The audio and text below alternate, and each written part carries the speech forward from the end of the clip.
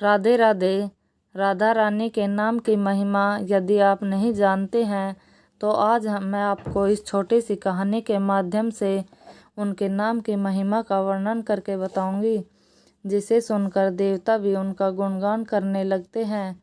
एक बार एक व्यक्ति था, वह एक संत के पास गया और कहने लगा, संत जी, मेरा बेटा न तो पूजा पाठ करता है और न ही भगवान की महिमा का गुणगान करता है। आप कुछ ऐसा कीजिए कि वो भगवान की भक्ति में लग जाए। संत जी कहते हैं, ठीक है बेटा, तुम उसे मेरे पास लेकर आना। अगले दिन वो व्यक्ति अपने बेटे को लेकर संत जी के पास गया। अब संत जी ने उसके बेटे से कहते हैं, बेटा राधे राधे बोलो। उसका बेटा कहता है, मैं क्यों कहूँ। संत जी कहते हैं, बेटा राधे राधे बोलो। वो फिर इसी बात पर के लिए मना करता है और अंत तक उसने यही कहा कि मैं क्यों कहूँ राधे राधे। संत जी ने कहा, जब तुम मर जाओगे और यमराज के पास जाओगे तब यमराज तुमसे पूछेंगे कि भगवान का नाम लिया, कोई अच्छा काम किया, तब तुम क्या कहोगे कि मैंने जीवन में कभी भगवान का नाम ही नहीं लिया। नहीं, तुम ये कहना, मैंने एक बार राधा रानी का नाम लिया, बस एक बार। इतना बताकर वह चले गए। समय व्यतीत हुआ। एक दिन वो मर गया। यमराज के पास पहुंचा। यमराज ने पूछा, कभी कोई अच्छा काम किया। उसने कहा, हाँ महाराज, मैंने जीवन में एक बार श्री राधा रानी के नाम को बोला है। आप उसकी महिमा बताइए। यमराज सोचने लगा कि एक बार की महिमा क्या होगी, इसका तो मुझे भी नहीं पता। यम बोले, चलो इंद्र के पास, वो ही बताएंगे। तो वो व्यक्ति बोला, मैं ऐसे नहीं जाऊंगा, पहले पालकी लेकर आओ, उसमें बैठ कर जाऊंगा। यमराज ने सोचा, ये बड़ी मुसीबत है। फिर पालकी मंगवाई और उसे उसमें बिठाया। पालकी को 4 व्यक्ति उठाने लगे। वो बोला, यमराज जी, सबसे आगे वाले को हटाकर आप उसकी जगह लग जाइए।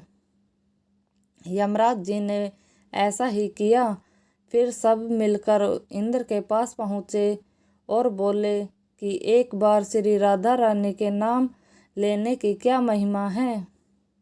इंद्र बोले, महिमा तो बहुत है, पर क्या है ये मुझे भी नहीं मालूम।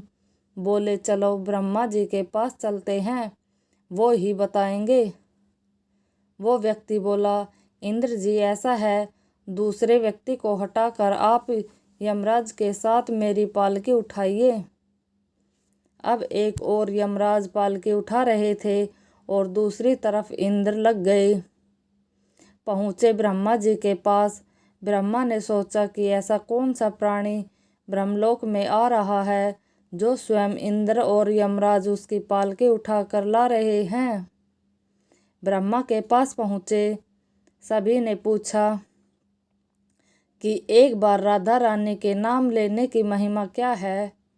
ब्रह्मा जी बोले, महिमा तो बहुत है, पर वास्तविकता क्या है ये मुझे भी नहीं पता। हाँ, लेकिन भगवान शिव जी को जरूर पता होगा। वो व्यक्ति बोला कि तीसरे को हटाकर अब उसकी जगह ब्रह्मा जी आप लग जाइए। अब क्या करते, महिमा तो जाननी थी। अब पालकी के एक और यमराज है, दूसरी तरफ इंद्र और पीछे ब्रह्मा जी हैं। सब मिलकर भगवान शिव के पास गए और भगवान शिव से पूछा कि प्रभु, श्री राधा रानी के नाम की महिमा क्या है। केवल एक बार नाम लेने की महिमा आप कृपया करके बताइए। शिव बोले कि मुझे भी नहीं पता, लेकिन विष्णु जी को जरूर पता होगा। वो व्यक्ति बोला शिव जी से कि अब आप भी पालकी उठाने में लग जाइए। इस प्रकाश ब्रह्मा, शिव, यमराज और इंद्र चारों उस व्यक्ति की पालकी उठाने में लग गए और विष्णु जी के लोक पहुँचे। विष्णु जी से पूछा कि एक बार श्री राधा रानी के नाम को लेने की महिमा क्या है? विष्णु जी बोले, अरे जिनकी पालकी को स्वयं मृत्यु का राजा यमराज, स्वर्ग का राजा इंद्र, ब्रह्मलोक का राजा ब्रह्मा और साक्षात भगवान शिव उठा रहे हैं, इससे बड़ी महिमा क्या होगी?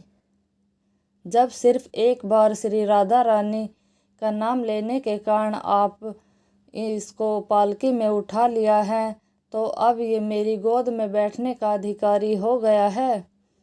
भगवान श्री कृष्ण ने स्वयं कहा है कि जो केवल रा बोलते हैं तो मैं सब कुछ काम छोड़कर खड़ा हो जाता हूँ, और जैसे ही कोई धा शब्द का उच्चारण करता है तो मैं उसकी ओर दौड़ लगाकर उसे अपनी गोद में बिठा लेता हूँ।